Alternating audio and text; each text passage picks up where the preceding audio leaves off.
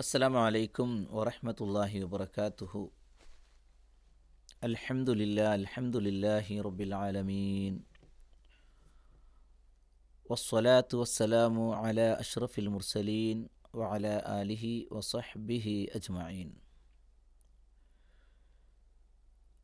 അല്ലാഹുമ്മ റബ്ബിശ്റഹ് ലി സ്വദ്രി വയസ്സിർ ലി അംരി വഹ്ലുൽ ഉഖ്ദതം മിൻ ലിസാനി യഫ്ഖഹു ഖൗലി. اللهم علمنا ما ينفعنا وأنفعنا ما علمتنا وزدنا علما. اللهم ربنا تقبل منا إنك أنت السميع العليم وتب علينا إنك أنت التواب الرحيم. പ്രിയമുള്ള സഹോദരങ്ങളെ, സഹോദരികളെ, ശ്രോതാക്കളെ, ദുറൂസുൽ ലുഗത്തിൽ അറബിയ എന്ന ഡോക്ടർ അബ്ദുറഹീം റഹിമഹുല്ലയുടെ ഗ്രന്ഥത്തിലെ അദ്ദർസുൽ ഖാമിസ് അഥവാ 5-ാമത്തെ ചാപ്റ്ററിലെ തംരീനുകളിലൂടെയാണ് നമ്മൾ കടന്നു പോകുന്നത്. 5-ാമത്തെ തംരീനാണ് ഇനി നമുക്ക് എടുക്കാനുള്ളത്. നമുക്കതൊന്ന് വായിച്ചു നോക്കാം, എന്നിട്ടതിൻ്റെ ഉത്തരം നമുക്ക് കണ്ടെത്താം. എപ്പോഴും പറയാറുള്ളത് പോലെ ഇതിൻ്റെ തംരീൻ അതാണ് നമ്മെ ഭാഷാപ്രയോഗങ്ങളിലേക്ക് കൂടുതൽ സഹായിക്കുന്നത് എന്നുള്ളത് എപ്പോഴും നമ്മൾ ഓർക്കേണ്ടതാണ്. നോക്കൂ, 5-ാമത്തേത് വായിക്കുന്ന രീതി: കവ്വിൻ ജുമലൻ മുഫീദതൻ ബി മൽ ഇൽ ഫറാഗി ഫീമാ യലി. ഒന്നുകൂടെ നോക്കാം. കവ്വിൻ ജുമലൻ മുഫീദതൻ ബി മൽ ഇൽ ഫറാഗി ഫീമാ യലി. കവ്വിൻ ജുമലൻ, ജുംലകളെ അഥവാ സെൻറ്റൻസുകളെ ഉണ്ടാക്കുക. മുഫീദത്തൻ, ജുംല മുഫീദത്തൻ, പൂർണ്ണമായ സെൻറ്റൻസുകളെയാക്കുക. എങ്ങനെ? ബി മൽ ഇൽ ഫറാഗി ഫിമായലി, താഴെയുള്ള പൂരിപ്പിക്കേണ്ട ഭാഗങ്ങൾ പൂരിപ്പിച്ചുകൊണ്ട് എന്ന് പറഞ്ഞാൽ fill in the blanks with suitable words എന്നർത്ഥം. ജുംല മുഫീദ എന്ന് പറഞ്ഞാൽ ഒരു പൂർണ്ണമായ ഒരു സെൻറ്റൻസിനാണെന്ത് ജുംല മുഫീദ എന്ന് പറയാം. അത് വ്യക്തമായിരിക്കും. വാക്കുകൾ ചേർത്ത് വച്ചാൽ പൂർണ്ണമായ സെൻറ്റൻസ് ആവുകയില്ല. അപ്പം അതുകൊണ്ട് തന്നെ വാക്കുകൾ ചേർത്ത് വെച്ചുകൊണ്ട് പൂർണ്ണമായ ഒരു സെൻറ്റൻസാക്കി മാറ്റുക എന്നുള്ളത് തന്നെയാണ് ഇവിടെ ഉദ്ദേശിക്കുന്നത്. അപ്പോൾ ആ ഒരു ബ്ലാങ്ക് ഇട്ട ഭാഗത്ത് എന്ത് ചെയ്യുമ്പോഴാണ് ഇതൊരു സെൻറ്റൻസായി, പൂർണ്ണമായ സെൻറ്റൻസായിട്ട് മാറുക?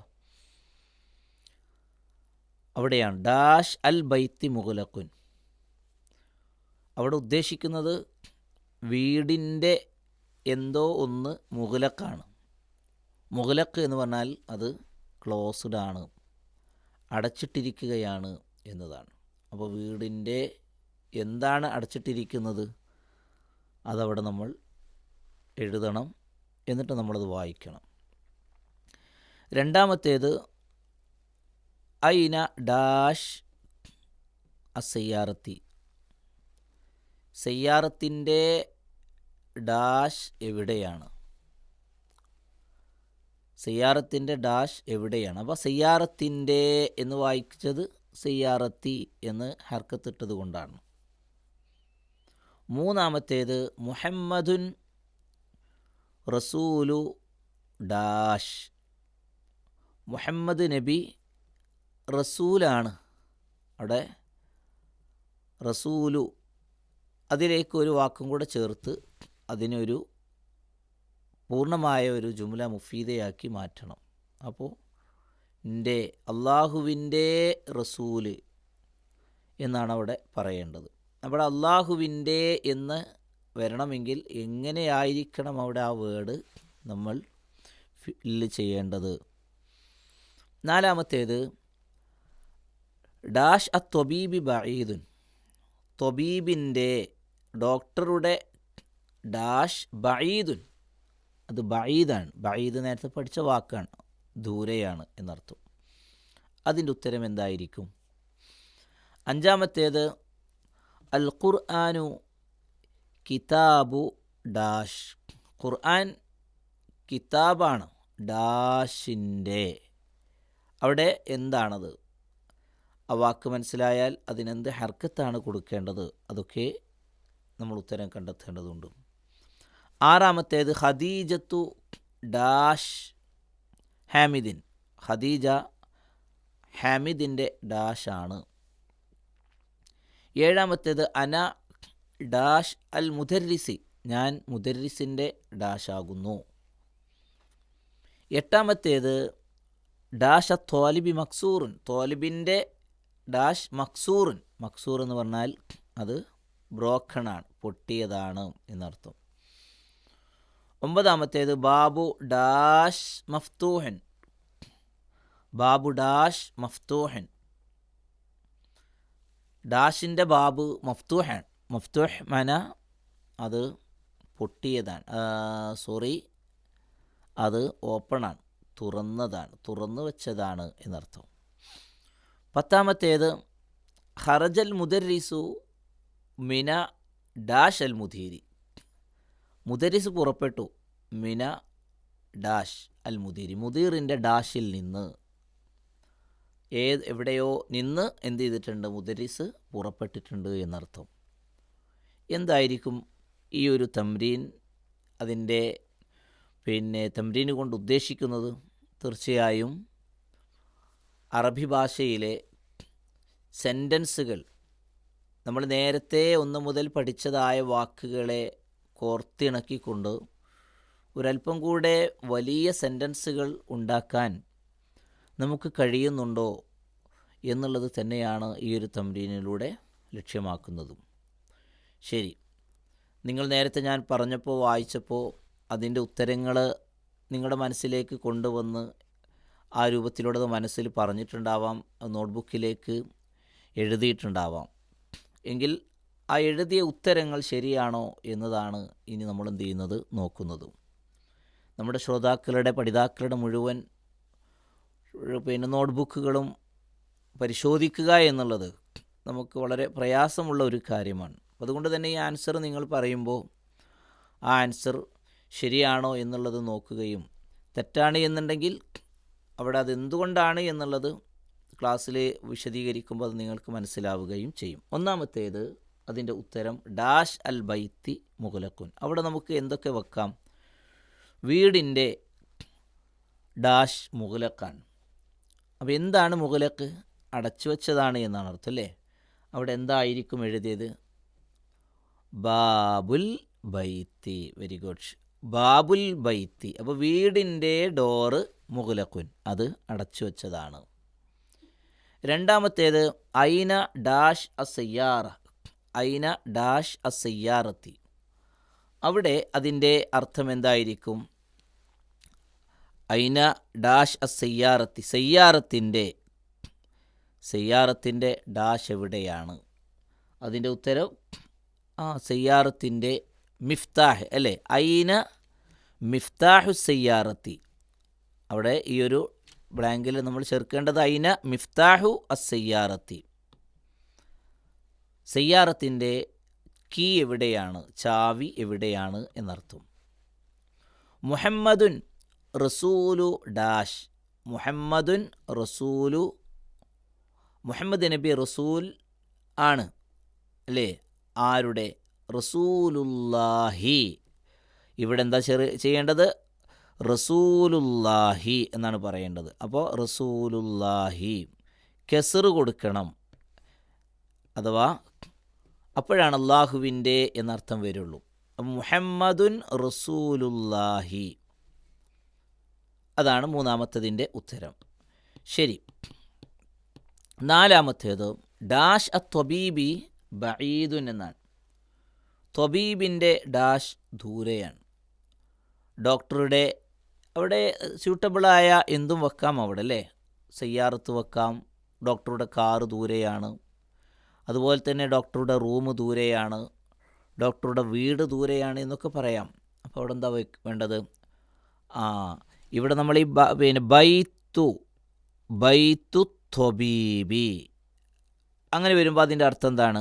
ബൈത്തു ത്വബീബി, ഡോക്ടറുടെ വീട് ദൂരെയാണ്. ശരി, ഓരോന്നും നമുക്ക് മനസ്സിലാകുന്നുണ്ട്. അഞ്ചാമത്തേത് അൽ ഖുർആനു കിതാബു. ഖുർആൻ കിതാബു, അവിടെ സെൻറ്റൻസ് എന്ത് ചെയ്തിട്ടില്ല, പൂർണ്ണമായിട്ടില്ല. അൽ ഖുർആനു കിതാബുല്ലാഹി. അൽ ഖുർആനു കിതാബുല്ലാഹി. നേരത്തെ നമ്മൾ പറഞ്ഞതുപോലെ കെസ്ർ കൊടുത്തുകൊണ്ട് അവിടെ നമ്മൾ ഉച്ചരിക്കുമ്പോഴാണ് അള്ളാഹുവിൻ്റെ എന്നായി വരുന്നത്. അൽ ഖുർആനു കിതാബുല്ലാഹി. ശരി, ആറാമത്തേത് ഖദീജത്തു. ഖദീജ ആരാണ്? ഡാഷ് ഹാമിദിൻ്റെ ഡാഷാണ്. അവിടെ നമുക്ക് ഖദീജ ഹാമിദിൻ്റെ ഉമ്മയാണെന്ന് പറയാം. അതുപോലെ തന്നെ ഹാമിദിൻ്റെ മകളാണെന്ന് പറയാം, ഹാമിദിൻ്റെ ഭാര്യയാണെന്ന് പറയാം. മകളാണെന്നെങ്കിൽ എങ്ങനെ പറയാം? ഖദീജത്തു ബിൻതു ഹാമിദിൻ. ഖദീജത്തു ബിൻതു ഹാമിദിൻ, ഹാമിദിൻ്റെ മകളാണ് ആര്? ഖദീജ. ശരി, ഏഴാമത്തേത് അന ഡാഷ് അൽ മുദരിസി. അന ഡാഷ് അൽ മുദരിസി, ഞാൻ മുദരിസിൻ്റെ ഡാഷ് ആകുന്നു. അവിടെ എങ്ങനെ പറയേണ്ടത്? നേരത്തെ നമ്മൾ പറഞ്ഞിരുന്നു, പഠിച്ചിട്ടുണ്ട്. അനബിനുൽ മുദരിസി, അനബിനുൽ മുദരിസി. അന ഇബിനു എന്ന് പറയില്ല, അനബിനു. അവിടെ വസ്ലിൻ്റെ ഹംസയായതുകൊണ്ട് നമ്മളവിടെ പറയേണ്ടത് എങ്ങനെയാണ്? അനബിനുൽ മുദരിസി, അനബിനുൽ മുദരിസി, മുദരിസിൻ്റെ മകനാണ് ഞാൻ. ഏഴാമത്തേത് ഡാഷ് അത്വാലിബി മക്സൂറുൻ. തോലിബിൻ്റെ ഡാഷ് മക്സൂറാണ്. മക്സൂറാണ് ബ്രോക്കൺ, അത് പൊട്ടിയതാണ് എന്നാണ്. എന്തായിരിക്കും അവിടെ തോലിബിൻ്റെ എന്താണ്? തോലിബിൻ്റെ പേന പൊട്ടിയതാണ്. അപ്പോൾ എങ്ങനെ പറയും? കലമു തോലിബി മക്സൂറുൻ, കലമു തോലിബി മക്സൂറുൻ, തോലിബിൻ്റെ പേന പൊട്ടിയതാണ്. ഒമ്പതാമത്തേത് ബാബു ഡാഷ് മഫ്തൂഹൻ. ബാബു ഡാഷ്, ബാബ് ഡോർ അല്ലേ, ഡാഷ് ഡാഷിൻ്റെ ഡോറ് മഫ്തൂഹൻ, അത് ഓപ്പണാണ്, അത് തുറന്നു വെച്ചതാണ്. അപ്പോൾ അവിടെ എന്താ വേണ്ടത്? എന്താണ് അവിടെ നമ്മൾ വെക്കുക? ബാബുൽ മദ്റസത്തി. പറഞ്ഞൂടെ? ബാബുൽ മദ്റസത്തി. അപ്പോൾ അതിൻ്റെ അർത്ഥം എന്തായിരിക്കും? ബാബുൽ മദ്റസത്തി എന്നാണ് വെക്കുന്നതെങ്കിൽ അതിൻ്റെ അർത്ഥം എന്തായിരിക്കും? തീർച്ചയായിട്ടും അവിടെ മദ്രസയുടെ ഡോറ് തുറന്നതാണ്. വീടിൻ്റെതാണെങ്കിൽ ബാബുൽ ബൈത്തി. അപ്പോൾ എൻ്റെ എന്നർത്ഥം കിട്ടാൻ അവിടെ ബാബു എന്ന് കഴിഞ്ഞിട്ട് ബൈത്തി, ബാബുൽ മദ്റസത്തി എന്നൊക്കെ നമുക്ക് അതിനെന്ത് ചെയ്യുക? അർത്ഥം നമുക്ക് പറയാവുന്നതാണ്. ശരി, അടുത്തത് പത്താമത്തേത് ഖറജൽ മുദരിസു. അധ്യാപകൻ പുറപ്പെട്ടു. മിൻ അല്ലേ, അവിടെ മീന ഡാഷ് അൽ മുദീരി, മുദീറിൻ്റെ ഡാഷിൽ നിന്ന് എന്ന് പറഞ്ഞാൽ മുദീറിൻ്റെ വീട്ടിൽ നിന്നാവാം, മുദീറിൻ്റെ റൂമിൽ നിന്നാവാം, മുദീറിൻ്റെ അടുത്ത് നിന്നാവാം. അപ്പോൾ ഇവിടെ നമുക്ക് എന്ത് പറയാം? റൂമാണെങ്കിൽ എങ്ങനെ പറയണം? ഖറജൽ മുദരിസു മിൻ ഗുർഫത്തിൽ മുദീരി. മിൻ അതിനുശേഷം നമ്മൾ എന്ത് ചെയ്യുന്നു? ഗുർഫത്തിൽ മുദീരി. അപ്പോൾ മിനൽ ഗുർഫത്തിൽ മുദീരി, ഖറജൽ മുദരിസു മിൻ ഗുർഫത്തിൽ മുദീരി എന്ന് നമുക്ക് എന്ത് ചെയ്യുക? അതിനർത്ഥം പറയാം. അപ്പോൾ മിന, അതുപോലെ തന്നെ ഫി, അല തുടങ്ങിയതൊക്കെ കെസ്ർ കൊടുക്കേണ്ടതാണ്. അതുകൊണ്ടാണ് അവിടെ എന്ത് ചെയ്തത്? ഗുർഫത്തിൽ മുദീരി എന്നെന്ത് ചെയ്തത്? വായിച്ചിട്ടുള്ളത്. അപ്പോൾ നമ്മൾ ആ കാര്യങ്ങൾ ശ്രദ്ധിക്കുക. അൽഹംദുലില്ലാ, ഈ ഒരു തംരീനിലൂടെ നമുക്ക് എന്ത് ചെയ്തിട്ടുണ്ട്? കുറച്ചും കൂടെ ഒരു ഭാഷയിൽ കുറച്ചും കൂടെ നമുക്കൊരു കോൺഫിഡൻറ്റ് ലഭിച്ചിട്ടുണ്ടാകും എന്നത് തീർച്ചയാണ്. അല്ലാഹു സുബ്ഹാനഹു വ തആല കാര്യങ്ങൾ നമുക്ക് എളുപ്പമാക്കി തരുമാറാവട്ടെ. ഒരു തംരീനും കൂടെ നമുക്ക് എന്ത് ചെയ്യാം? ഇവിടെ പറഞ്ഞുകൊണ്ട് നമുക്ക് ഈ ഒരു ഭാഗം അവസാനിപ്പിക്കാം. ആറാമത്തേത് സ്വഹിഹ് അത്തർക്കീബാത്തി താലിയ. സ്വഹിഹ് അത്തർക്കീബാത്തി താലിയത്ത, അങ്ങനെയാണ് വായിക്കേണ്ട രീതി. നമ്മൾ ഇത് ഓരോന്നും ഇതിൻ്റെ തംരീനുകളൊക്കെ എങ്ങനെ വായിക്കണം എന്ന് പോലും നിങ്ങൾ ശ്രദ്ധിക്കണം. കാരണം ഇത് നമുക്ക് മറ്റൊരാൾക്ക് പഠിപ്പിച്ചു കൊടുക്കാനുള്ള പുസ്തകമാണ്. ഈ ഒരു ആദ്യത്തെ ഭാഗം നമ്മൾ കഴിഞ്ഞാൽ ഇത് മറ്റൊരാൾക്ക് പകർന്നു കൊടുക്കാനുള്ള ഒരു കഴിവ് തീർച്ചയായിട്ടും നമുക്കുണ്ടാകും എന്നുള്ളതാണ് ഈ ടെക്സ്റ്റിൻ്റെ ഒരു പ്രത്യേകത കൂടെയാണ്. അതുകൊണ്ട് തന്നെ തംരീനുകൾ വായിക്കേണ്ട രീതിയൊക്കെ നമ്മൾ എന്ത് ചെയ്യുക, മനസ്സിലാക്കുക. സ്വഹിഹ് എന്ന് പറഞ്ഞാൽ ശരിയാക്കുക എന്നാണ്. തെർക്കീബാത്ത് എന്ന് പറഞ്ഞാൽ സ്ട്രക്ചർ, അതായത് അവിടെ തെർക്കീബാത്തുകളെ സഹിഹാക്കുക. ഒരു സ്ട്രക്ചറിൽ എന്തോ ഒരു തകരാറ് വന്നിട്ടുണ്ട്, വേർഡുകൾ അവിടെ ഒരുമിച്ച് ഇങ്ങനെ വെച്ചിട്ടുണ്ട്, അതിൻ്റെ സ്ട്രക്ചർ എന്ത് ചെയ്യും, വെച്ച രീതികളിൽ എന്തോ പ്രശ്നങ്ങളുണ്ട്. അപ്പോൾ അത് നമ്മൾ എന്ത് ചെയ്യണം, ശരിയാക്കണം. താലിയത്ത എന്നാണ് വായിക്കേണ്ടത് കേട്ടോ. അവിടെ വായിക്കേണ്ട രീതി എന്താണ്, താലിയത്ത എന്നാണ്. തെർക്കീബാത്തി താലിയത്ത എന്ന് വായിക്കണം, താലിയത്തി എന്ന് വായിക്കാൻ പാടില്ല. ശരി, താഴെയുള്ള സ്ട്രക്ചറുകൾ സഹിഹാക്കുക, ശരിയാക്കുക എന്നതാണ് അതിൻ്റെ അർത്ഥം. അൽ ഖലമു അത്വാലിബി, അൽ ഖലമു ത്വാലിബി, അത് തെറ്റായ ഒരു പ്രസ്താവനയാണത്. അങ്ങനെ പറയാൻ പറ്റില്ല. അതുകൊണ്ട് തന്നെ അത് എങ്ങനെ ആയിരിക്കണം എന്ത് ചെയ്യേണ്ടത്, അവിടെ വായിക്കേണ്ടത്. ഇവിടെ കിട്ടേണ്ടത് എന്താണെന്നറിയാം നിങ്ങൾക്ക്, ത്വാലിബിൻ്റെ പേന എന്നാണ് ആ സ്ട്രക്ചറിലൂടെ എന്ത് ചെയ്യുന്നത്, ഉദ്ദേശിക്കുന്നത്. ത്വാലിബിൻ്റെ പേന എന്നാക്കി ഇതിനെ മാറ്റണം. അപ്പോൾ ത്വാലിബിൻ്റെ പേന എന്നാണ് ഉദ്ദേശിക്കുന്നതെങ്കിൽ എന്ത് ചെയ്യാൻ പറ്റില്ല, ഈ ഒരു പ്രയോഗം ഇങ്ങനെ നടത്താൻ പറ്റില്ല. അപ്പോൾ അവിടെ എന്തായിരിക്കും വേണ്ടത് നമ്മൾ ശ്രദ്ധിക്കുക. അതുപോലെ തന്നെ അതിൻ്റെ നേരെ നോക്കുക, ബാബു അസയ്യാറത്തു എന്നാണ് പറഞ്ഞത്. ബാബു സയ്യാറത്തു, കാറിൻ്റെ ഡോറ് എന്ന ആശയം ലഭിക്കണം. പക്ഷേ ഇതിനെ നമ്മൾ എന്ത് ചെയ്യും, ഇങ്ങനെ വായിച്ചാൽ കാറിൻ്റെ ഡോറ് എന്ന് എന്ത് ചെയ്യില്ല, ഇതിനർത്ഥം പറയില്ല ബാബു സയ്യാറത്തു എന്നതിന്. അപ്പോൾ എന്ത് ചെയ്യും നമ്മളവിടെ, അവിടെ ഏത് രൂപത്തിലൂടെ അതിനെ മാറ്റണം. അതുപോലെ തന്നെ ബിന്തു ഹാമിദുൻ, ഹാമിദിൻ്റെ മകൾ എന്നാണ് അവിടെ എന്ത് ചെയ്യേണ്ടത്, ഇതിനർത്ഥം ലഭിക്കേണ്ടത്. പക്ഷേ എഴുതിയത് പ്രകാരം ഹാമിദിൻ്റെ മകൾ എന്നതിനെന്ത് ചെയ്യില്ല, വായിക്കാൻ കഴിയില്ല, അതിനർത്ഥം പറയാൻ കഴിയില്ല. അപ്പോൾ ഹാമിദിൻ്റെ മകൾ എന്ന് എങ്ങനെയാണ് ആ ഒരു സ്ട്രക്ചറിനെ നമുക്ക് മാറ്റുക എന്നുള്ളതാണ്. അതുപോലെ അർ റസൂലുള്ള എന്നാണ് കൊടുത്തത്. അർ റസൂലുള്ള, അള്ളാഹുവിൻ്റെ റസൂല് എന്ന അർത്ഥം എന്ത് ചെയ്യണം, ഇതിന് വരണം. പക്ഷേ എഴുതിയ സ്ട്രക്ചർ ശരിയല്ല, ആ സ്ട്രക്ചർ നമുക്ക് ശരിയാക്കി കൊടുക്കണം. അതുപോലെ തന്നെ ഇസ്മു വലദ ഉണ്ടോ, ഇസ്മുൽ വലദ, കുട്ടിയുടെ പേര് എന്നാണ് അർത്ഥമാക്കുന്നത്. പക്ഷേ ഇവിടെ എഴുതിയത് തെറ്റാണ്. അതെങ്ങനെയാണ് നമുക്ക് ശരിയായൊരു സ്ട്രക്ചറാക്കി മാറ്റാൻ കഴിയും. അതുപോലെ അടുത്തത് ഇബ്നുൻ അൽ മുദർരിസി, നോക്കൂ ഇതിൻ്റെ അവസാനം കണ്ടില്ലേ, ഇവിടെ ഇബ്നു, സോറി ഒന്നും കൂടെ മാറ്റിത്തരാം. ഇവിടെ കണ്ടോ, ഇബ്നുൻ, ഈ നുൻ എന്നാണ് കൊടുത്ത്, എന്നിട്ട് അൽ മുദർരിസി, മുദർരിസിൻ്റെ മകൻ എന്ന അർത്ഥം ലഭിക്കണം. പക്ഷേ എഴുതിയ സ്ട്രക്ചർ ശരിയല്ല.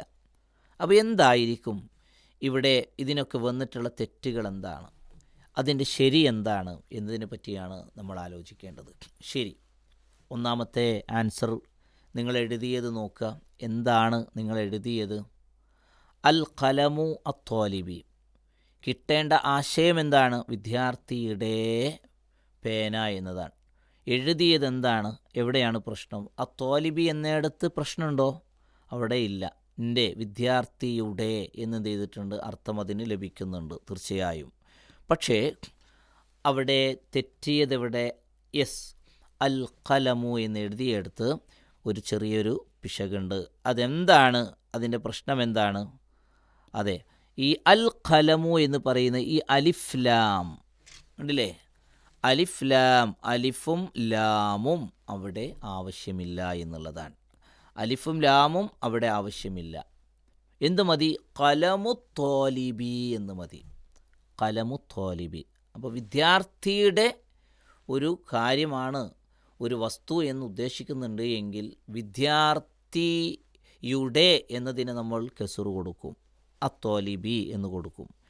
പക്ഷേ ആ വസ്തുവിന് നമ്മൾ അലിഫ് ലാം കൊടുക്കാൻ പാടില്ല. അലിഫ് ലാം കൊടുത്താൽ അതെന്താണ്, തെറ്റാണ്, അത് റോങ്ങാണ്, ആ പ്രയോഗം ശരിയല്ല. അപ്പോൾ ഇവിടെ എന്ത് പറയണം നമ്മൾ, അൽ ഖലമു ത്വാലിബി എന്നതിന് പകരം ഉത്തരം വായിക്കുന്നു ഖലമു ത്വാലിബി. ഖലമു ത്വാലിബി.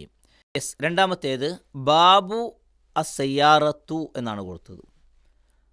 ബാബു സയ്യാറത്തു എന്ന സ്ട്രക്ചർ ആ കെലിമത്തുകളെ വെച്ചത് ശരിയായിട്ടില്ല. അപ്പോൾ സയ്യാറത്തിൻ്റെ ഡോറ് എന്നാണ് നമുക്ക് എന്ത് ചെയ്യേണ്ടത്, കിട്ടേണ്ടത്. എങ്ങനെ പറയണം? ബാബു അസയ്യാറത്തു എന്നതിനെ സയ്യാറത്തു എന്നതിലെ ആ ലൊമ്മിനെ മാറ്റിയിട്ട് നമ്മൾ അവിടെ എന്ത് കൊടുക്കണം? അതിന് പകരമാക്കി നമ്മൾ എന്താണ് കൊടുക്കേണ്ടത്? കെസ്റ് കൊടുക്കണം. കെസ്റ് കൊടുക്കുമ്പോൾ ബാബു സയ്യാറത്തി എന്നാണ് നമ്മൾ എന്ത് ചെയ്യുക, പറയാം. ബാബു സയ്യാറത്തി, ബാബു സയ്യാറത്തി. അപ്പോൾ സയ്യാറത്തിൻ്റെ ഡോറ് എന്നർത്ഥം ലഭിക്കണമെങ്കിൽ അവിടെ കെസ്റ് കൊടുക്കണം. യെസ്. അടുത്ത നോക്കാം നമുക്ക്.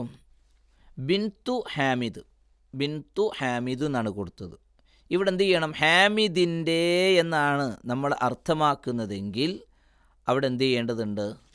ബിൻതു ഹാമിദിൻ എന്ന് കൊടുക്കണം.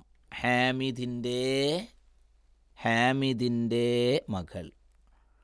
അതൊരു പേര്, കോമൺ പേരായതുകൊണ്ട് അവിടെ നമുക്കതിലേക്ക് അലിഫ്ലാമ് ചേർക്കേണ്ട ആവശ്യമില്ല. അലിഫ്ലാമ് ചേർക്കാത്തത് കൊണ്ട് തന്നെ, ഒരു സാധാ പേരായതുകൊണ്ട് തന്നെ അവിടെ എന്ത് ചെയ്യണം? കസ്റു തൻവീൻ, 2 കസ്റ് കൊടുക്കണം. അപ്പോൾ ബിൻതു ഹാമിദിൻ എന്നാണ് പറയാം. ശരി. അടുത്ത് നോക്കാം.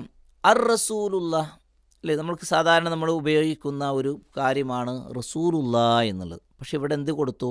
അതിലേക്ക് ആഡായി അൽ എന്ന് കൊടുത്തു. തെറ്റാണത്. അപ്പോൾ അള്ളാഹുവിൻ്റെ റസൂൽ എന്ന് പറയാൻ അർ റസൂലുള്ള എന്ന് പറയേണ്ട റസൂലുല്ലാഹി എന്നാണ് പറയേണ്ടത്. റസൂലുല്ലാഹി എന്നായിരിക്കും അതിൻ്റെ ഉത്തരം. ശരി. ഇസ്മുൽ വലദ എന്നതാണ് കുട്ടിയുടെ പേര് എന്നതിന് നമുക്ക് എന്താണ് വേണ്ടത്? ഇസ്മുൽ വലദ എന്നതിന് പകരം ഇതെന്താണ് മാറ്റിയിട്ട് നമ്മൾ എന്ത് ചെയ്യുന്നു? ഇസ്മുൽ വലദി, വലദി, ഇസ്മുൽ വലദി എന്നാണ് കൊടുക്കുന്നത്. അപ്പോൾ കുട്ടിയുടെ പേര്. വലദ എന്ന് പറഞ്ഞത് തെറ്റാണ്. ശരി. അടുത്ത് നോക്കാം. ഇബ്നുൻ അൽ മുദരിസി എന്നാണ് കൊടുത്തത്. ഇബ്നുൻ 2 ലൊമ്മ കൊടുത്തിട്ടുണ്ട്. തെറ്റാണ്. അപ്പോൾ മുദരിസിൻ്റെ മകൻ എന്ന് പറയാൻ എന്ത് ചെയ്താൽ മതി? ഇബ്നു എന്ന് കൊടുത്താൽ മതി. അവിടെ എന്ത് ചെയ്യാൻ പാടില്ല? 2 ലൊമ്മ കൊടുക്കാൻ പാടില്ല.